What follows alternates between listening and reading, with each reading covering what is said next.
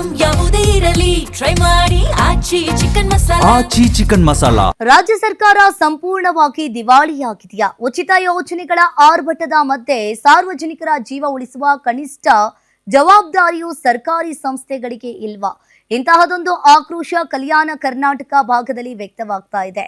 ಪ್ರಯಾಣಿಕರ ಜೀವದ ಜೊತೆ ನಿರ್ಲಕ್ಷ್ಯದಿಂದ ಆಟವಾಡಿದ ಈ ಘಟನೆ ಈಗ ಭಾರಿ ಚರ್ಚೆಗೆ ಕಾರಣವಾಗಿದೆ.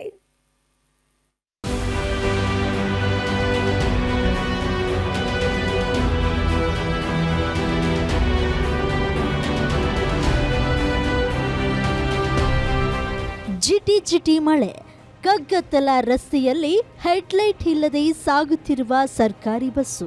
ಇದು ಕಲ್ಯಾಣ ಕರ್ನಾಟಕ ಸಾರಿಗೆ ಸಂಸ್ಥೆಯ ಬಸ್ಗಳ ದುಸ್ಥಿತಿ.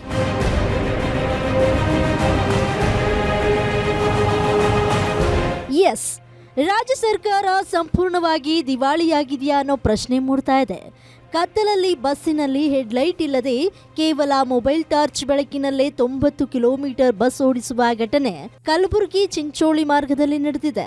ಇದು ಚಿಂಚೋಳಿ ಡಿಪೋ ಮಾತ್ರವಲ್ಲ, ಇಡೀ ಕಲ್ಯಾಣ ಕರ್ನಾಟಕ ಭಾಗದ ಪ್ರಯಾಣಿಕರು ನಿತ್ಯ ಎಂತಹದ್ದೇ ಡಕೋಟಾ ಬಸ್ಗಳಲ್ಲಿ ಪ್ರಾಣ ಕೈಯಲ್ಲಿ ಹಿಡಿದು ಓಡಾಡುವಂತಾಗಿದೆ.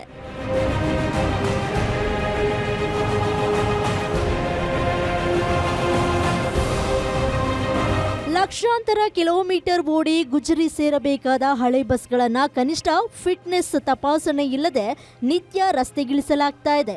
ಮಳೆ ಬಂದ್ರೆ ಬಸ್ನ ಒಳಗೂ ಛತ್ರಿ ಹಿಡಿಯಬೇಕು. ರಸ್ತೆ ಗುಂಡಿ ಬಿದ್ರೆ ಎಲ್ಲಿ ಎಂಜಿನ್ ಕಳಚಿ ಬೀಳುತ್ತೋ ಗೊತ್ತಿಲ್ಲ. ಚಾಲಕರು ಬಸ್ ರಿಪೇರಿ ಇದೆ ಎಂದು ದೂರು ನೀಡಿದ್ರೂ ಡಿಪೋ ಅಧಿಕಾರಿಗಳು ಕಣ್ಮುಚ್ಚಿ ಅದೇ ವಾಹನಗಳನ್ನು ಓಡಿಸುತ್ತಿದ್ದಾರೆ ಎಂಬ ಗಂಭೀರ ಆರೋಪ ಕೇಳಿಬಂದಿದೆ.